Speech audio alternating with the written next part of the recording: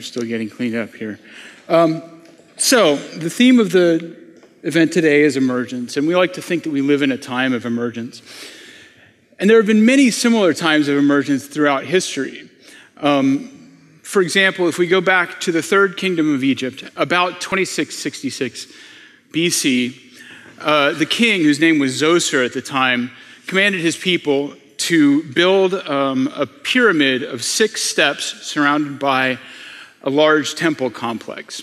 And it was the first of the great Egyptian pyramids, and it was an astonishingly complex project. Materials had to come from throughout the kingdom. Thousands of laborers worked according to a plan that unfolded over more than 20 years. The man who put that plan together and executed it was named Imhotep. And he was a scholar, a physician, an architect. And more than 1,000 years later, he would be deified by the Egyptian people as the patron saint of, among other things, scribes.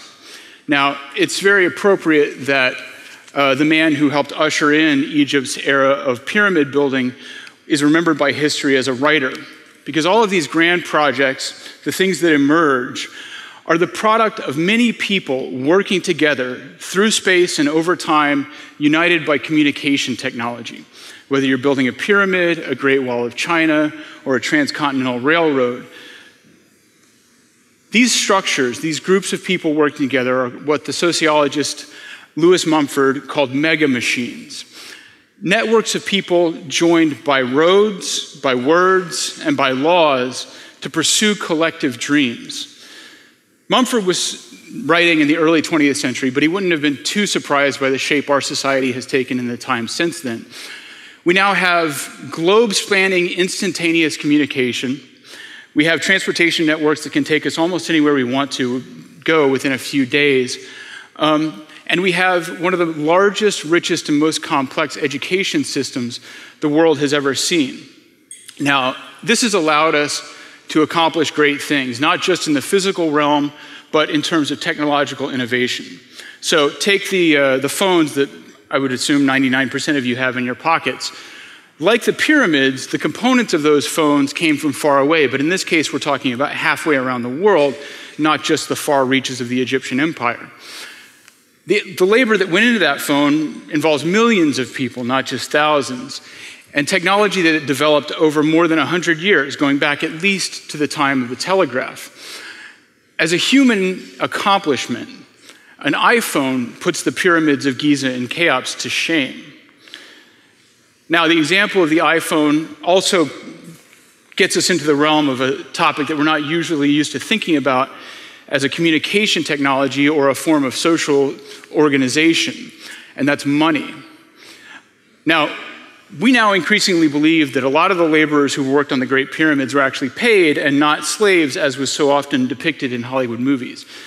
King Zoser also had to pay for the materials. He had to pay for food for the laborers. And it was really easy for him to marshal those resources, right? Because he's the king. He just says, we're going to build this big pile of rock in tribute to me. And it happens. For us to accomplish big things is a little bit more complicated, but also a little bit more efficient. We make individual choices about our spending, our investments, our donations, our taxes, and that money goes to the various things that we believe that we need or we want to see happen. And that has allowed us to do some amazing things. But I'm here, and by the way, I snuck these on stage. So I made it this far pretty okay, but I'm going to cheat now. We have a money system that's more efficient and more effective than many points in history, if not any points in history, and it's allowed us to accomplish all these great things. And we may not necessarily wish that that was the case. I can talk to you for hours about income inequality as long as you can afford my fee. But we don't have to agree that reality is fair to agree that it is reality. That's why I'm here today to talk to you about something called a blockchain that is emerging and that will do for our money system what the internet did for information and what the internal combustion engine did for transportation, by making it more swift, cheap, widespread, granular, and did I already say fast? Yes. The blockchain is something you may already be familiar with from the example, the cryptocurrency Bitcoin that everybody was talking about, especially a couple of years ago. And Bitcoin and the technologies that emerge out of it are going to help us take our society to a new level of efficiency. And we're going to have collective projects like this pyramid that are simultaneously grander and more subtle than we've ever seen before. Sorry, I'm making it rain ideas here. But first, the present. Somehow, in this era of astonishingly advanced communication technologies and transportation networks, our money system lags a little bit behind. So we have a lot of points that are kind of pain points where there are maybe inefficiencies, excessive strangulating fees, or what the classifieds back in the day used to call missed connections. So for example, we can now talk live to somebody in Mongolia over video chat. But if we want to send them $20, it might take a week.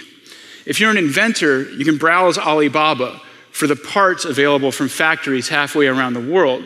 But to pay for those parts, you may actually have to go down to the bank, purchase a money order, put it in an envelope, and then send it across the ocean.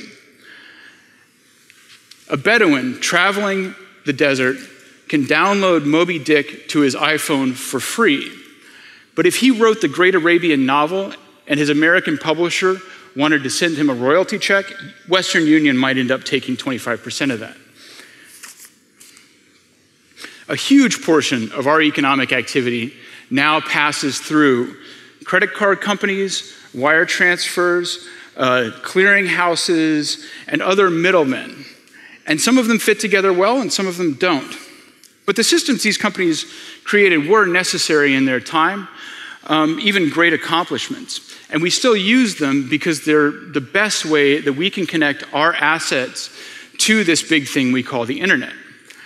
But imagine, having gone through all those examples of some problems our system has, if our ledgers, if our assets and debts were connected more directly to the internet. If we could instantaneously send money digitally to one another from any point we now access the internet to any point we now access the internet.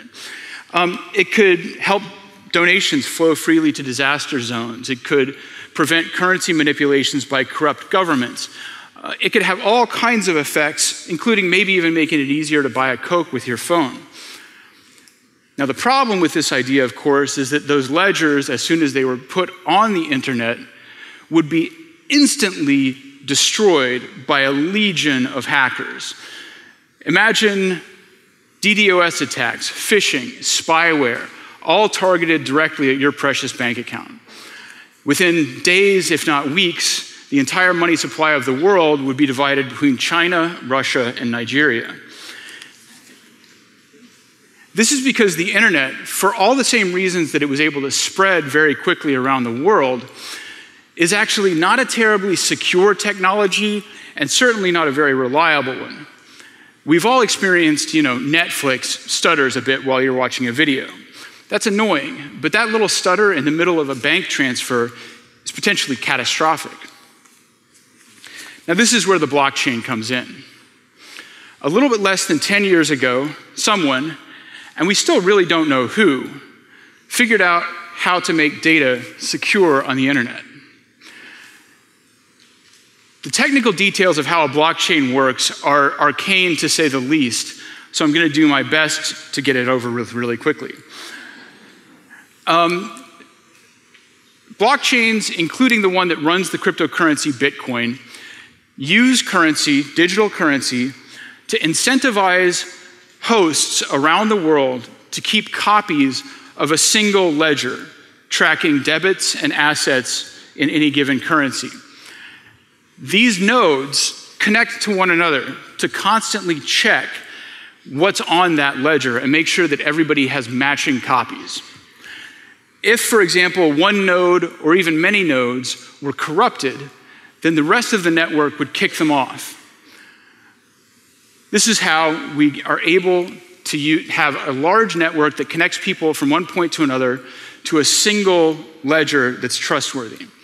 The end users, the people who hold accounts on these ledgers, use private keys to access their entries and therefore can send money anywhere in the world using that technology. Now, I'm leaving out a million things, including some core technology, some core security features. But we'll just take an example that's in the world to kind of get the point across. The Bitcoin network holds more than $3.3 billion in financial assets. It has been around for about 6 years, and even though it's connected to the Wild West of the internet, even though individuals' private keys have been stolen or lost in various ways, the fundamental underlying architecture that protects that $3.3 billion in assets has never been breached. It's as safe as any bank ledger, and it's safer than most credit card networks, as any customer of Target or Ashley Madison can tell you. Now, this fundamental innovation is why institutions like UBS, Barclays, Goldman Sachs, and Citibank have all hired blockchain engineers to explore projects for them. It's why why venture capitalists like Andreessen Horowitz and Lightspeed Ventures have put tens of millions of dollars into startups like Circle and Ripple Labs, which have raised $50 million and $30 million respectively. Those investments aren't just premised on the idea that people are going to buy Cokes with Bitcoin or send money home to India. This is a fundamental new piece of our financial infrastructure. Ripple is focused on building, using blockchain, an alternative to the ACH system that banks currently use to transfer funds from one to another.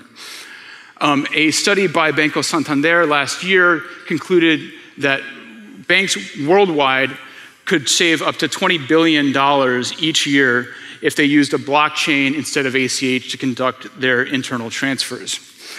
Other startups are working to connect non-cash assets to blockchains. Things like stocks, futures, houses, cars.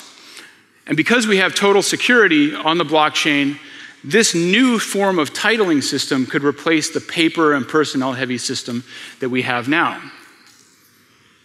At the other end of the scale, blockchain payment systems allow things to work on a very fine scale and very small payments. Because blockchain currencies are not just cheap to send. Oh, and I glossed over that part. So transactions sent over this network cost about 0.1%, which compared to Visa, which charges you 3%, it's a pretty huge difference. But these transactions aren't just cheap to send. You can send them at any size and very fast. Now, this is important for what we're calling the Internet of Things, this developing ecosystem of objects that live in the real world around us and that we interact with to get in touch with the internet in various ways. A really, really, I don't want to say primitive, but preliminary version of the Internet of Things you might actually have seen if you were parking in downtown St. Pete. There's a system called Park Mobile. It's a phone app that sort of kind of connects into the parking system here.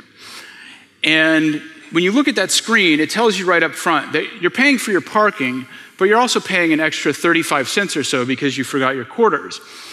Now that 35 cents doesn't go to the people who run the Park Mobile app. Almost all of it goes to payment processors, credit card companies.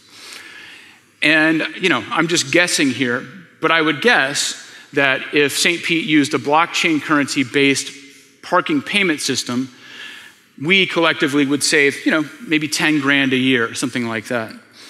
And even that barely scratches the surface, because blockchain asset ledgers can also be automated in various ways, leading to what are called smart contracts. Now, to understand smart contracts, we can start with a human innovation, at least on par with the pyramids and the iPhone. This is a vending machine. And this is a beer vending machine, one of the highest evolutions of the form. A vending machine is kind of like a contract or a financial algorithm. You put money in one end, and hopefully you get a single outcome at the other end. Now, a vending machine, It doesn't rely on any humans to maintain it on a day-to-day basis. And as long as there are no mechanical problems, a vending machine is pretty trustworthy. We actually have in our everyday lives things that we kind of wish worked a little bit more like vending machines, and we call them contracts. You lay out all of these parts because you want to put in one input on one end and get a predictable result on the other end. Unfortunately, because humans are involved at so many stages of the execution of a contract, we actually have to get these people called lawyers who come in and make sure everybody is fulfilling their terms. It often involves a lot of fighting. One of the best examples is a will. I have a friend who, his father passed away a couple of years ago, and he inherited a small amount of property, and he has been navigating a labyrinth of bankers and lawyers just trying to get access to this thing that is legally his due. That's money that could be in the economy, being productive, but it's tied up in red tape. But what if the property in question were entered into a distributed blockchain ledger, and a will was not a paper document, but a distributed program that automatically transferred that property to the right person's ledger when it learned that the original owner had passed away? Oh, and by the way, because all of the programs that live on this blockchain are as secure as the ledgers that live there, your crazy Aunt Sally can't come in and mess around with the will, even if she's the world's greatest hacker. So, cryptocurrency, backed by blockchain networks and managed using smart contracts that are also distributed, creates a lot of large and small efficiencies. But come with me, if you will, one step further, to the realm where things get really weird. Because once money is this fast, granular, and flexible, it can be connected to the economy in all sorts of interesting ways and managed by robots. Now, this is the best open source image of a money robot that I could find, but artificial intelligence is gifted with the agility of the blockchain asset network could set real-time prices on things that we need to know about in real time, especially as population increases. So perhaps the price of data on a fiber network, the price of electricity, the price of capacity on a highway, or urban surge pricing for traffic. We actually already have a kind of limited example of what this looks like. Some of you may know that about 84% of all of the stock trades that take place on the New York Stock Exchange are actually conducted by computers that are processing inputs and making decisions about which direction stocks should swing. They're on a very limited scale and on one single system. You take that kind of logic and expand it out to the world, and you've got something that not only reduces certain frustrations in our everyday lives, but actually makes our entire economy more efficient by setting prices more quickly and more effectively. Now, as long as we're over the line into weirdness, let's take it one step further. We're only a few years away from self-driving cars, and Uber has actually, among other people, invested heavily in this technology. That means that within, I would say within everybody's lifetime who is in this room, we're going to have something like the Johnny Cab from Total Recall. Everybody like Total Recall? Great movie. I love the scene with the nose and the... Anyway. So, we're going to have automatic taxis running around. But if we take those taxis and join them with a few other intelligent systems and host certain parts of their systems on a blockchain that's linked to cryptocurrency like Bitcoin, we can do some pretty crazy things. So, you could pay the taxi from your phone or wherever with your cryptocurrency. Then the taxi goes around the corner, buys gas, and orders its own maintenance using the same currency.